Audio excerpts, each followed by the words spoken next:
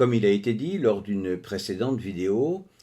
le contrat de travail dépend d'une situation de fait dans laquelle un travailleur réalise une prestation de travail pour une personne quelconque contre le versement d'une rémunération, quelle qu'en soit la nature, mais dans le cadre d'un lien de subordination. C'est-à-dire que le salarié reçoit des ordres et des directives dont l'exécution est surveillée et dont les manquements peuvent faire l'objet de sanctions. Ce lien de subordination juridique peut se doubler d'une subordination économique quand le travailleur utilise l'outil de travail d'une tierce personne. Et enfin, les juges estiment qu'est présumé salarié celui qui exerce ses fonctions au sein d'un service organisé. Et dès lors que les 3 premiers critères du contrat de travail sont remplis, le travailleur est obligatoirement salarié, même si les protagonistes en auraient décidé autrement, ce statut étant d'ordre public. Ainsi, dès lors qu'un contrat de travail est établi, des obligations s'imposent à l'employeur comme au salarié. Le premier doit bien évidemment fournir le travail promis au salarié, lui verser sa rémunération régulièrement, au moins une fois par mois, assurer la sécurité physique et psychique de son salarié, lui offrir des possibilités de s'adapter à l'évolution de son travail ou de se reconvertir en cas de besoin, à faire preuve de bonne foi envers le salarié, notamment en veillant à équilibrer les contraintes du travail pour permettre à ce dernier de mener sa vie personnelle et familiale, ou de respecter les libertés individuelles des salariés en ne leur apportant de limites que si elle est justifiée par la nature des tâches à accomplir par le salarié et proportionnée au but recherché par l'employeur. Le salarié, quant à lui, devra fournir le travail demandé avec diligence, c'est-à-dire en temps et en heure, dans le respect tant des consignes qui lui ont été transmises par sa hiérarchie que des règles de discipline et d'hygiène en vigueur dans l'entreprise. Lui aussi est astreint à un devoir de bonne foi en ne tenant pas de propos dénigrants sur son entreprise ou son employeur et en ayant une attitude correcte à l'intérieur de l'entreprise, en ne révélant aucune information confidentielle, voire dans certains cas être tenu à une obligation de secret professionnel, et plus généralement en ne faisant aucun acte susceptible de porter atteinte aux intérêts de l'entreprise, notamment en s'abstenant de toute concurrence envers son employeur, en travaillant soit pour son compte personnel, soit directement ou indirectement pour le compte d'une autre entreprise, sans l'accord de ce dernier. Et si aucun contrat de travail n'a été rédigé entre l'employeur et le salarié, la loi prévoit des règles qui s'imposent par défaut. Il s'agira donc d'un contrat de travail à durée indéterminée sur la base d'un temps plein légal, rémunéré au SMIC en vigueur. Ainsi donc, le CDI est-il le contrat de travail par défaut, celui qui s'impose comme le mode normal de la relation employeur-salarié.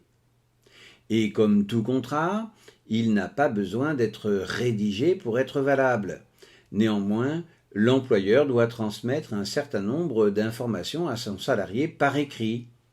dans une lettre d'embauche par exemple, ou alors un bulletin de paye, ou encore tout autre moyen. Néanmoins, lorsqu'il sera rédigé pour des raisons de preuve notamment, il devra l'être en français. Les termes étrangers n'ayant pas leur équivalent en français devront faire l'objet d'une explication. Mais son contenu reste libre,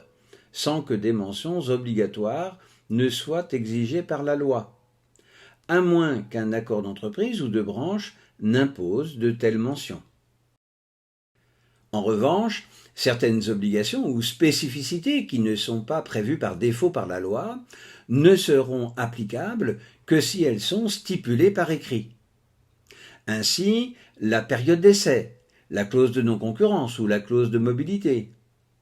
mais également le contrat à temps partiel, c'est-à-dire celui qui prévoit un temps de travail inférieur à 35 heures par semaine, ou le contrat intermittent qui fait alterner période de travail et période non travaillée dans l'entreprise qui emploie le salarié,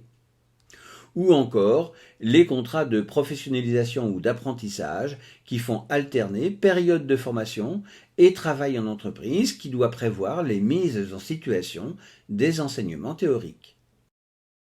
En revanche, les contrats conclus pour une durée limitée doivent obligatoirement faire l'objet d'un écrit, à défaut de quoi ils pourraient être transformés en contrats à durée indéterminée.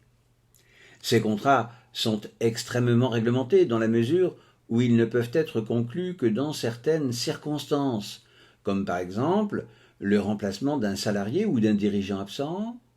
ou alors le surcroît temporaire de l'activité de l'entreprise,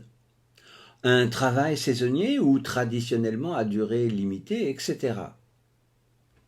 Il s'agit du contrat de travail à durée déterminée ou du contrat de travail temporaire conclu entre une entreprise de travail temporaire et un salarié pour que ce dernier effectue une mission intérimaire dans une entreprise d'accueil cliente.